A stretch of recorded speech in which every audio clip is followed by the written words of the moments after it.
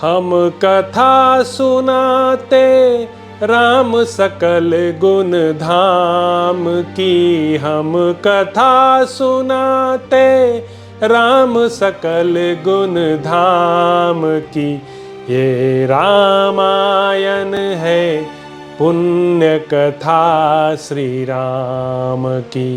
ये रामायण है पुण्य कथा श्री राम की। जम्बूदीपे भरत खंडे आर्यावर्ते भारतवर्षे एक नगरी है विख्यात अयोध्या नाम की।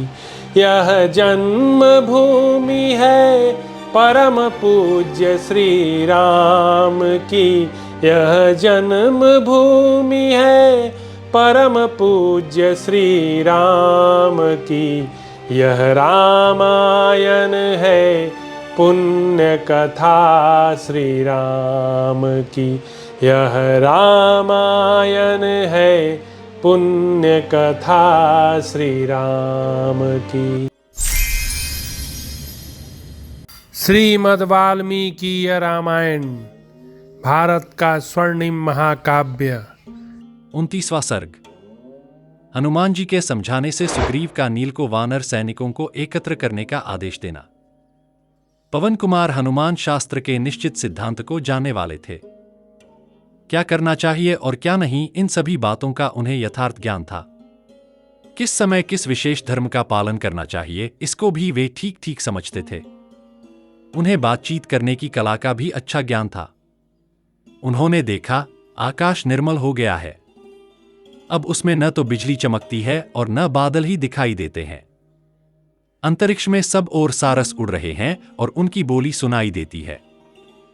चंद्रोदय होने पर आकाश ऐसा जान पड़ता है मानो उस पर श्वेत चंदन सदृश रमणीय चांदनी का लेप चढ़ा दिया गया हो।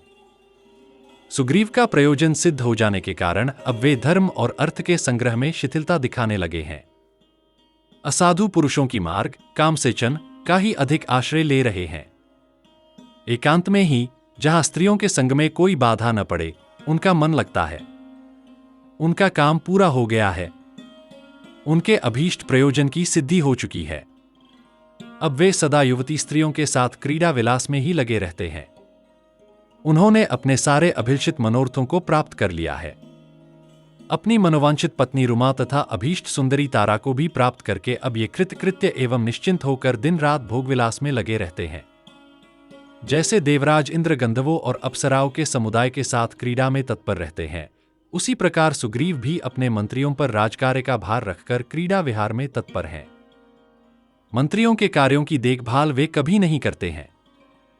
मंत्रियों की सज्जनता के कारण यद्यपि राज्य को किसी प्रकार की हानि पहुंचने का संदेह नहीं है, तथापि स्वयं सुग्रीव ही स्वेच्छाचारी से हो रहे हैं। यह सब सोचकर हनुमान जी वानरराज सुग्रीव के पास गए और उन्हें युक्तियुक्त विविध एवं मनोरम वचनों के द्वारा प्रसन्न करके बातचीत का मर्म समझने वाले उन सुग्रीव से हितकर, सत्य, लाभदायक, साम, धर्म और अर्ध नीति से युक्त, शास्त्र विश्वासी पुरुषों के सुदृढ़ निश्चय से संपन्न तथा प्रेम और प्रसन्नता से भरे वचन बोले। राजन, आपने राज्य और यश प्राप्त कर लिया तथा कुल परंपरा से आई हुई लक्ष्मी को भी बढ़ाया, किंतु अभी मित्रों को अपनाने का कार्य शेष रह गया है। उसे आपको इस समय पूर्ण करना चाहिए। जो राजा कब प्रत्युपकार करना चाहिए, इस बात को जानकर मित्रों के प्रति सदा साधुतापूर्ण बर्ताव करता है, उसके राज्य, यश और प्रताप की वृद्धि होती है। पृथ्वीनाथ, जिस राजा का कोष, दंड, सेना, मित्र और अपना शरीर ये सबके सब समान रूप से उसके वश में रहते हैं, वह विशाल राज्य का पालन एवं उपभोग करता है। आप सदाचार से संपन्न और नित्य सनातन धर्म के मार्ग पर स्थित है। मित्र के कार्य को सफल बनाने के लिए जो प्रतिज्ञा की है, उसे यथोचित रूप से पूर्ण कीजिए। जो अपने सब कार्यों को छोड़कर मित्र का कार्य सिद्ध करने के लिए विशेष उत्साहपूर्वक शीघ्रता के साथ नहीं लग जाता है, उसे अनर्थ का भागी होना पड़ता है। कार्य साधन का उपयुक्त अवसर बीत जाने के बाद जो मित्र के कार्यों में लगता है, वह बड़े से बड़े कार्यों को सिद्ध करके भी मित्र के प्रयोजन को सिद्ध करने वाला नहीं माना जाता है। शत्रुघ्न, भगवान श्रीराम हमारे परम सुहृद हैं। उनके इस कार्य का समय बीता जा रहा है। अतः विदेह कुमारी सीता की खोज आरंभ कर देनी चाहिए। राजन, परम बुद्धिमान श्रीराम समय का ज्ञान रखते हैं और उन्हें अपने कार्य की सिद्धि के लिए जल्दी लगी हुई है, तो भी वे आपके अधीन बने हुए हैं। संकोचवश आपसे नहीं कहते कि मेरे कार्य का समय बीत रहा है, वानर राज। भगवान श्रीराम चिरकाल तक मित्रता निभाने वाले हैं। ये आपके समृद्धिशाली कुल के अभ्युदय के हेतु हैं। उनका प्रभाव अतुलनीय है। ये गुणों में अपना शानी नहीं रखते हैं। अब आप उनका कार्य सिद्ध कीजिए, क्योंकि उन्होंने आपका काम पहले ही सिद्ध कर दिया है।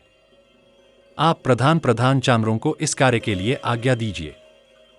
श्री रामचंद्र जी के कहने के पहले ही यदि हम लोग कार्य प्रारंभ कर दें तो समय बीता हुआ नहीं माना जाएगा, किंतु यदि उन्हें इसके लिए प्रेरणा करनी पड़ी तो यही समझा जाएगा कि हमने समय बिता दिया है, उनके कार्य में बहुत विलंब कर दिया है। वानर राज, जिसने आपका कोई उपकार नहीं किया हो, उसका कार्य भी आप सिद्ध करने वाले हैं। फिर जिन्होंने वाली का वध तथा राज्य प्रदान करके आपका उपकार किया है, उनका कार्य आप शीघ्र सिद्ध करें। इसके लिए तो कहना ही क्या है। वानर और भालू समुदाय के स्वामी सुग्रीवा, आप शक्तिमान और अत्यंत पराक्रमी है, फिर भी दशरथ नंदन श्रीराम का प्रिय कार्य करने के लिए वानरों को आज्ञा देने में क्यों विलंब करते हैं?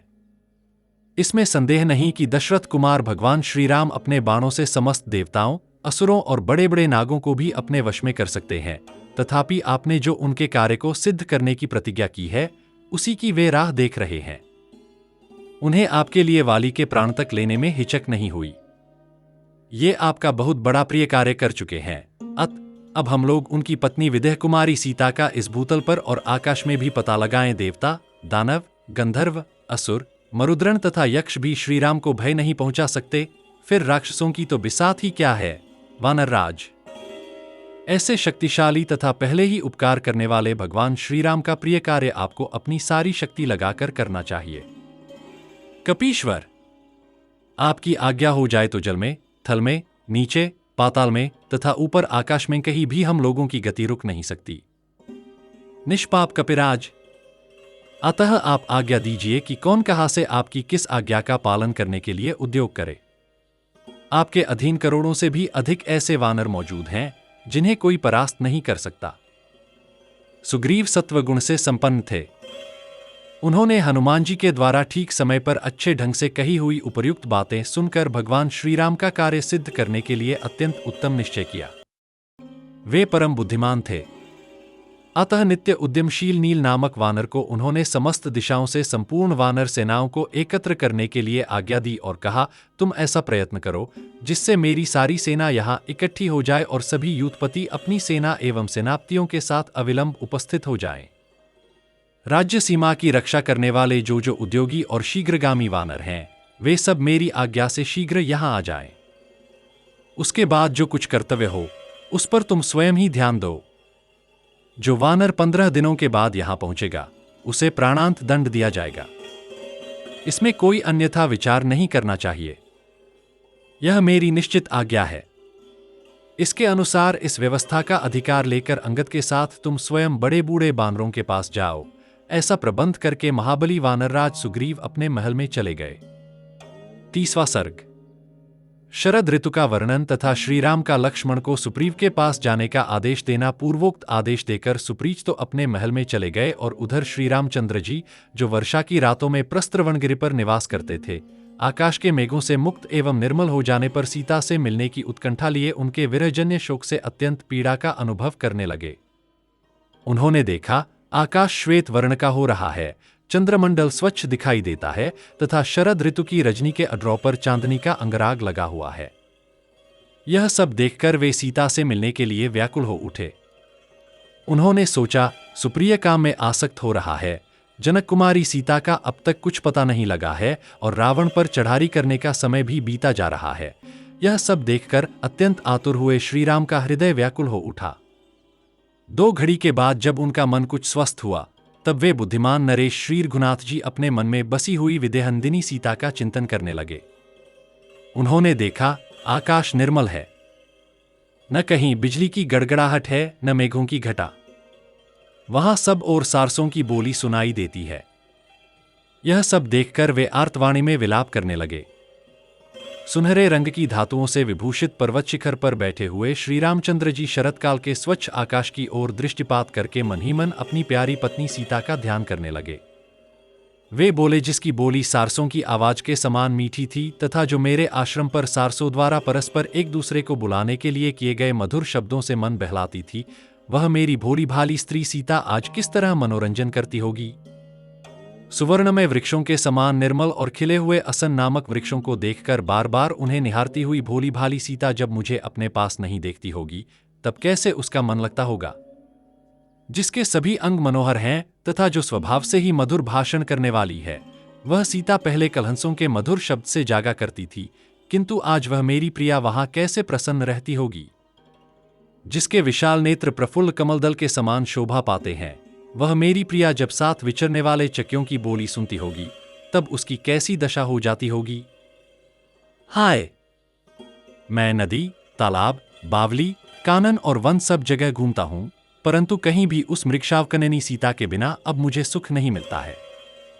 कहीं ऐसा तो नहीं होगा कि शरद ऋतु के गुणों से निरंतर वृद्धि को प्राप्त होने वाला काम भामिनी सीता को अत्यंत पीड़ित कर दे, क्योंकि ऐसी संभावना के दो कारण हैं। एक तो उसे मेरे वियोग का कष्ट है, दूसरे वह अत्यंत सुकुमारी होने के कारण इस कष्ट को सहन नहीं कर पाती होगी। इंद्र से पानी की याचना करने वाले प्यासे पपीहे की भांति नरश्रेष्ठ नरेंद्र कुमार श्रीराम ने इस तरह की बहुत सी बातें कहकर विलाप किया। उस समय शोभाशाली लक्ष्मण फल लेने के लिए गए थे। वे पर्वत के रमणीय शिखरों पर घूम फिर कर जब लौटे तब उन्होंने अपने बड़े भाई की अवस्था पर दृष्टिपात किया। ये दुस्सह चिंता में मग्न होकर अचेत से हो गए थे और एकांत में अकेले ही दुखी होकर बैठे थे। उस समय मनस्वी सुमित्रा कुमार लक्ष्मण ने जब उन्हें देखा तब ये तुरंत ही भाई के विषाद से अत्यंत दुखी हो गए और उनसे इस प्रकार बोले, आर्य, इस प्रकार काम के अधीन होकर अपने पौरुष का तिरस्कार करने से पराक्रम को भूल जाने से क्या लाभ होगा। इस लज्जाजनक शोक के कारण आपके चित्त की एकाग्रता नष्ट हो रही है। क्या इस समय योग का सहारा लेने से मन को एकाग्र करने से यह सारी चिंता दूर नहीं हो सकती। तात, आप आवश्यक कर्मों के अनुष्ठान में पूर्ण रूप से लग जाइए, मन को प्रसन्न कीजिए और हर समय चित्त की एकाग्रता बनाए रखिए। साथ ही अंतःकरण में दीनता को स्थान न देते हुए अपने पराक्रम की वृद्धि के लिए सहायता और शक्ति को बढ़ाने का प्रयत्न कीजिए। मानव वंश के नाथ तथा श्रेष्ठ पुरुषों के भी पूजनीय वीर रघुनंदन, जिनके स्वामी आप हैं, ये जनकनंदिनी सीता किसी भी दूसरे पुरुष के लिए सुलभ नहीं है, क्योंकि जलती हुई आग की पट के पास जाकर कोई भी दग्ध हुए बिना नहीं रह सकता। लक्ष्मण उत्तम लक्षणों से संपन्न थे, उन्हें कोई परास्त नहीं कर सकता था। भगवान श्रीराम ने उनसे यह स्वाभाविक याद कही, कुमार, तुमने जो बात कही है यह वर्तमान समय में हितकर, भविष्य में भी सुख पहुंचाने वाली, राजनीति के सर्वथा अनुकूल तथा साम के साथ साथ धर्म और अर्थ से भी संयुक्त है। निश्चय ही सीता के अनुसंधान कार्य पर ध्यान देना चाहिए तथा उसके लिए विशेष कार्य या उपाय का भी अनुसरण करना चाहिए, किंतु प्रयत्न छोड़कर पूर्ण रूप से बढ़े हुए दुर्लभ एवं बलवान कर्म के फल पर ही दृष्टि रखना उचित नहीं है।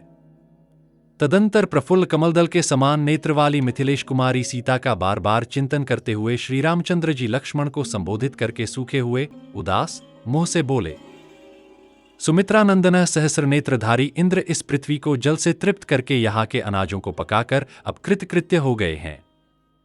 राजकुमार, देखो, जो अत्यंत गंभीर स्वर से गर्जना किया करते और पर्वतों, नगरों तथा वृक्षों के ऊपर से होकर निकलते थे, ये मेघ अपना सारा जल बरसाकर शांत हो गए हैं। नील कमलदल के समान श्याम वर्ण वाले मेघ 10 दिशाओं को श्याम बनाकर मदरहित गजराजों के समान वेग शून्य हो गए हैं, उनका वेग शांत हो गया है। समय, जिनके भीतर जल विद्यमान था तथा जिनमें कुटज और अर्जुन के फूलों की सुगंध भरी हुई थी, वे अत्यंत येगशाली झंझावात उमड़ घुमड़ कर संपूर्ण दिशाओं में विचरण करके अब शांत हो गए हैं। निष्पाप लक्ष्मण, बादलों, हाथियों, मोरों और झरनों के शब्द इस समय सहसा शांत हो गए हैं। महान मेघ द्वारा बरसाए हुए जल से घुल जाने के कारण ये विचित्र शिखरों वाले पर्वत अत्यंत निर्मल हो गए हैं। इन्हें देखकर ऐसा जान पड़ता है मानो चंद्रमा की किरणों द्वारा इनके ऊपर सफेदी कर दी गई है। आज शरद ऋतु सप्तच्छद चितवन की डालियों में सूर्य, चंद्रमा और तारों की प्रभा में तथा श्रेष्ठ गजराजों की लीलाओं में अपनी शोभा बांटकर आई है। इस समय शरतकाल के गुणों से संपन्न हुई लक्ष्मी यद्यपि अनेक आश्रयों में विभक्त होकर विचित्र शोभा धारण करती हैं, तथापि सूर्य की प्रथम किरणों से विकसित हुए कमलवनों में वे सबसे अधिक सुशोभित होती हैं। चितवन के फूलों की सुगंध धारण करने वाला शरतकाल स्वभावतः वायु का अनुसरण कर रहा है। भ्रमरों के समूह उसके गुणगान कर रहे हैं। वह मार्गक जल को सोखता और मतवाले हाथियों के दर्प को बढ़ाता हुआ अधिक शोभा पा रहा है। जिनके पंख सुंदर और विशाल हैं, जिन्हें कामक्रीड़ा अधिक प्रिय है, जिनके ऊपर कमलों के पराग बिखरे हुए हैं, जो बड़ी बड़ी नदियों के तटों पर उतरे हैं और मानसरोवर से साथ ही आए हैं, उन चक्रवाकों के साथ हंस क्रीड़ा कर रहे हैं। मदमत्त गजराजों में, दर्पभरे वृषभों के समूहों में तथा स्वच्छ जल वाली सरिताओं में नाना रूपों में विभक्त हुई लक्ष्मी विशेष शोभा पा रही है। आकाश को बादलों से शून्य हुआ देख यना में पंखरूपी आभूषणों का परित्याग करने वाले मोर अपनी प्रियतमाओं से विरक्त हो गए हैं। उनकी शोभा नष्ट हो गई है और ये आनंद शून्य हो ध्यानमग्न होकर बैठे हैं। वन के भीतर बहुत से असन नामक वृक्ष खड़े हैं, जिनकी डालियों के अग्रभाग फूलों के अधिक भार से झुक गए हैं। उन पर मनोहर सुगंध छा रही है। ये सभी वृक्ष सुवर्ण के समान गौर तथा नेत्रों को आनंद प्रदान करने वाले हैं।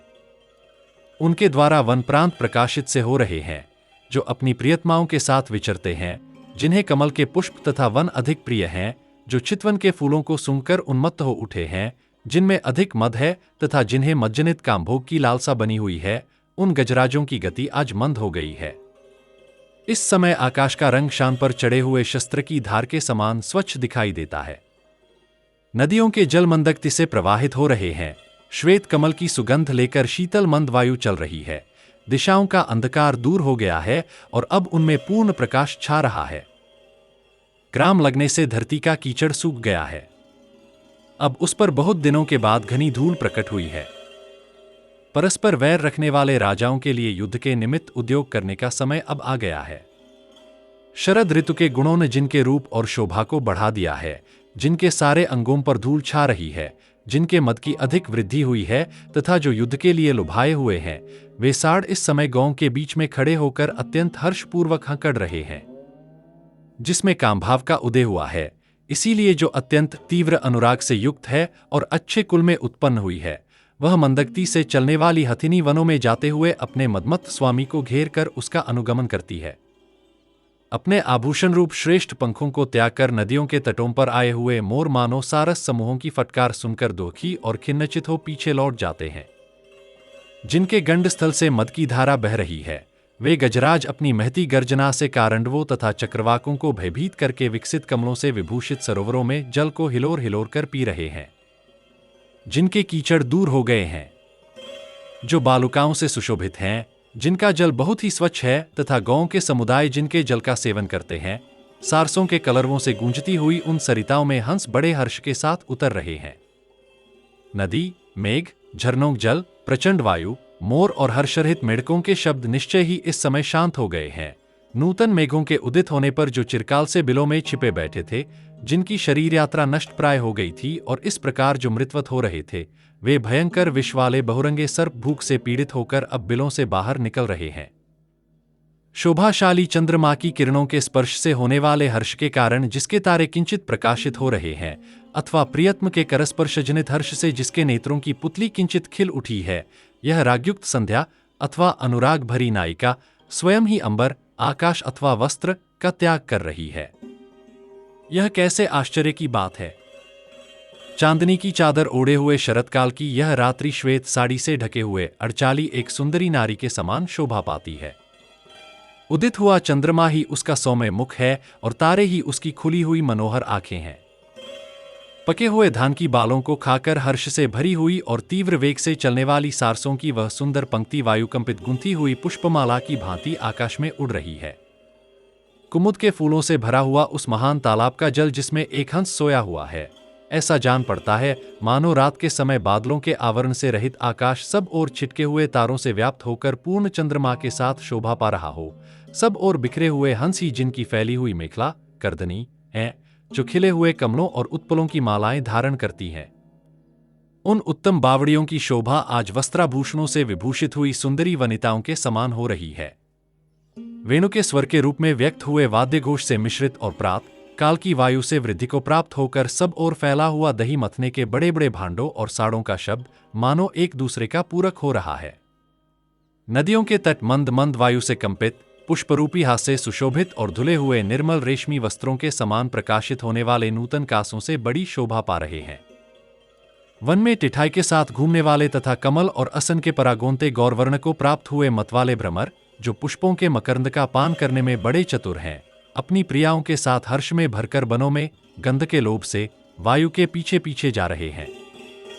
जल स्वच्छ हो गया है, धान की खेती पक गई है, वायु मंदगति से चलने लगी है और चंद्रमा अत्यंत निर्मल दिखाई देता है। ये सब लक्षण उस शरतकाल के आगमन की सूचना देते हैं, जिसमें वर्षा की समाप्ति हो जाती है, क्रौंच पक्षी बोलने लगते हैं और फूल उस ऋतु के हास की भांति खिल उठते हैं। रात को प्रियतम के उपभोग में आकर प्रात काल अलसाई गति से चलने वाली कामिनियों की भांति उन नदो स्वरूपा वधुओं की गति भी आज मंद हो गई है, जो मछलिया की मेखलासी धारण किए हुए हैं। नदियों के मुख नव वधुओं के मुंह के समान शोभा पाते हैं। उनमें जो चक्रवाक हैं, वे गोरोचन द्वारा निर्मित तिलक के समान प्रतीत होते हैं। जो सेवार हैं, वे बधू के मुख पर बनी हुई पत्रभंगी के समान जान पड़ते हैं, तथा जो काश हैं, वे ही मानो श्वेत दुकूल बनकर नदी रूपिणी वधू के मुंह को ढके हुए हैं। फूले हुए सरकंडों और असन के वृक्षों से जिनकी विचित्र शोभा हो रही है तथा जिनमें हर्षभरे भ्रमरों की आवाज गूंजती रहती है, उन वनों में आज प्रचंड धनुर्धर कामदेव प्रकट हुआ है, जो धनुष हाथ में लेकर विरही जनों को दंड देने के लिए उद्यत हो अत्यंत कोष का परिचय दे रहा है। अच्छी वर्षा से लोगों को संतुष्ट करके नदियों और तालाबों को पानी से भरकर तथा भूतल को परिपक्व धान की खेती से संपन्न करके बादल आकाश छोड़कर अदृश्य हो गए। शरद ऋतु को नदियां धीरे धीरे जल के हटने से अपने नग्न तटों को दिखा रही हैं। ठीक उसी तरह जैसे प्रथम समागम के समय लजीली युवतियां शनय शनय अपने जगन स्थल को दिखाने के लिए विवश होती हैं। सौ में सभी जलाशयों के जल स्वच्छ हो गए हैं। वहां कुरर पक्षियों के कलनाद गूंज रहे हैं और चक्रवाकों के समुदाय चारों ओर बिखरे हुए हैं। इस प्रकार उन जलाशयों की बड़ी शोभा हो रही है। सौम्य राजकुमार, जिनमें परस्पर पैर बंधा हुआ है और जो एक दूसरे को जीतने की इच्छा रखते हैं, उन भूमिपालों के लिए यह युद्ध के निमित्त उद्योग करने का समय उपस्थित हुआ है। नरेशनंदन, राजाओं की विजय यात्रा का यह प्रथम अवसर है, किंतु न तो मैं सुग्रीव को यहां उपस्थित देखता हूं और न उनका कोई वैसा उद्योग ही दृष्टिगोचर होता है। पर्वत के शिखरों पर असन, चितवन, कोविदार, बंधुजीव तथा श्याम तमाल खिले दिखाई देते हैं। लक्ष्मण, देखो तो सही, नदियों के तटों पर सब और हंस, सारस, चक्रवाक और कुरर नामक पक्षी फैले हुए हैं। मैं सीता को न देखने के कारण शोक से संतप्त हो रहा हूं, अतः ये वर्ष की 4 महीने मेरे लिए 100 वर्षों के समान बीते हैं। जैसे चकवी अपने स्वामी का अनुसरण करती है, उसी प्रकार कल्याणी सीता इस भयंकर एवं दुर्गम दंडकारण्य को उद्यान सा समझकर मेरे पीछे यहां तक चली आई थी। लक्ष्मण, मैं अपनी प्रियतमा से बिछुड़ा हुआ हूं। मेरा राज्य छीन लिया गया है और मैं देश से निकाल दिया गया हूं। इस अवस्था में भी राजा सुग्रीव मुझ पर कृपा नहीं कर रहा है। सौम्य लक्ष्मण, मैं अनाथ हूं, राज्य से भ्रष्ट हो गया हूं। रावण ने मेरा तिरस्कार किया है। मैं दीन हूं। मेरा घर यहां से बहुत दूर है। मैं कामना लेकर यहां आया हूं तथा सुग्रीव यह भी समझता है कि राम मेरी शरण में आए हैं। इन्हीं सब कारणों से वानरों का राजा दुरात्मा सुग्रीव मेरा तिरस्कार कर रहा है, किंतु उसे पता नहीं है कि मैं सदा शत्रुओं को संताप देने में समर्थ हूं। उसने सीता की खोज के लिए समय निश्चित कर दिया था, किंतु उसका तो अब काम निकल गया है। इसीलिए यह दुर्बुद्धि वानर प्रतिज्ञा करके भी उसका कुछ ख्याल नहीं कर रहा है। अतः लक्ष्मण, तुम मेरी आज्ञा से किष्किंधापुरी में जाओ और विश्वभोग में फंसे हुए मूर्ख बानर राज सुग्रीव से इस प्रकार कहो, जो यल पराक्रम से संपन्न तथा पहले ही उपकार करने वाले कार्यार्थी पुरुषों को प्रतिज्ञापूर्वक आशा देकर पीछे उसे तोड़ देता है, वह संसार के सभी पुरुषों में नीच है।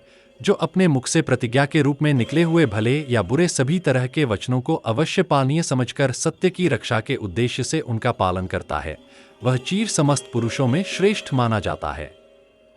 जो अपना स्वार्थ सिद्ध हो जाने पर जिनके कार्य नहीं पूरे हुए हैं, उन मित्रों के सहायक नहीं होते, उनके कार्य को सिद्ध करने की चेष्टा नहीं करते, उन कृतघ्न पुरुषों के मरने पर मांसाहारी जंतु भी उनका मांस नहीं खाते हैं। सुग्रीव, निश्चय ही तुम युद्ध में मेरे द्वारा खींचे गए सोने की पीठ वाले धनुष का कौंधती हुई बिजली के समान रूप देखना चाहते हो। संग्राम में कुपित होकर मेरे द्वारा खींची गई प्रत्यंचा की भयंकर टंकार को, जो दब की गड़गड़ाहट को भी मात करने वाली है, अब फिर तुम्हें सुनने की इच्छा हो रही है। वीर राजकुमार, सुग्रीव को तुम जैसे सहायक के साथ रहने वाले मेरे पराक्रम का ज्ञान हो चुका है। ऐसी दशा में भी यदि उसे यह चिंता न हो कि ये वाली की भांति मुझे मार सकते हैं, तो यह आश्चर्य की ही बात है। शत्रु नगरी पर विजय पाने वाले लक्ष्मण, जिसके लिए यह मित्रता आदि का सारा आयोजन किया गया, सीता की खोज विषयक उस प्रतिज्ञा को इस समय वानरराज सुप्रिय भूल गया है, उसे याद नहीं कर रहा है, क्योंकि उसका अपना काम सिद्ध हो चुका। सुग्रीव ने यह प्रतिज्ञा की थी कि वर्षांका अंत होते ही सीता की खोज आरंभ कर दी जाएगी, किंतु वह क्रीड़ा विहार में इतना तन्मय हो गया है कि इन बीते हुए 4 महीनों का उसे कुछ पता ही नहीं है। सुग्रीव मंत्रियों तथा परिजनों सहित क्रीड़ाजनित आमोद प्रमोद में फंसकर विविध पेय पदार्थों का ही सेवन कर रहा है। हम लोग शोक से व्याकुल हो रहे हैं, तो भी वह हम पर दया नहीं करता है। महाबली वीर लक्ष्मण, तुम जाओ, सुप्रीत से बात करो, मेरे रोष का जो स्वरूप है वह उसे बताओ और मेरा यह संदेश भी कह सुनाओ। सुप्रिय, वाली मारा जाकर जिस रास्ते से गया है वह आज भी बंद नहीं हुआ है, इसलिए तुम अपनी प्रतिज्ञा पर डटे रहो, वाली के मार्ग का अनुसरण न करो। वाली तो रणक्षेत्र में अकेला ही मेरे बाण से मारा गया था, परंतु यदि तुम सत्य से विचलित हुए तो मैं तुम्हें बंधु बांधव सहित काल के गाल में डाल दूंगा। पुरुष प्रवर नरश्रेष्ठ लक्ष्मण, जब इस तरह कार्य बिगड़ने लगे, ऐसे अवसर पर और भी जो बातें कहनी उचित हों, जिनके कहने से अपना हित होता हो, ये सब बातें कहना जल्दी करो, क्योंकि कार्य आरंभ करने का समय बीता जा रहा है। सुग्रीव से कहो, वानरराज, तुम सनातन धर्म पर दृष्टि रखकर अपनी की हुई प्रतिज्ञा को सत्य का दिखाओ, अन्यथा ऐसा न हो कि तुम्हें आज ही मेरे बाणों से प्रेरित हो प्रेत भाव को प्राप्त होकर यमलोक में वाली का दर्शन करना पड़े। मानव वंश की वृद्धि करने वाले उग्र तेजस्वी लक्ष्मण ने जब अपने बड़े भाई को दुखी, बड़े हुए तीव्र रोष से युक्त तथा अधिक बोलते देखा, तब वानरराज सुग्रीव के प्रति कठोर भाव धारण कर लिया। इस प्रकार श्री वाल्मीकि निर्मित आर्धरामायण आदि काव्य के किष्किंधा कांड में 30वां सर्ग पूरा हुआ। हम कथा सुनाते राम सकल गुण धाम की, हम कथा सुनाते राम सकल गुण धाम की। ये रामायण है पुण्य कथा श्री राम की, ये रामायण है पुण्य कथा श्री राम की। जम्बूदीपे भरत खंडे आर्यावर्ते भारत वर्षे एक नगरी है विख्यात अयोध्या नाम की। यह जन्म भूमि है परम पूज्य श्री राम की, यह जन्म भूमि है परम पूज्य श्री राम की। यह रामायण है पुण्य कथा श्री राम की, यह रामायण है पुण्य कथा श्री राम की।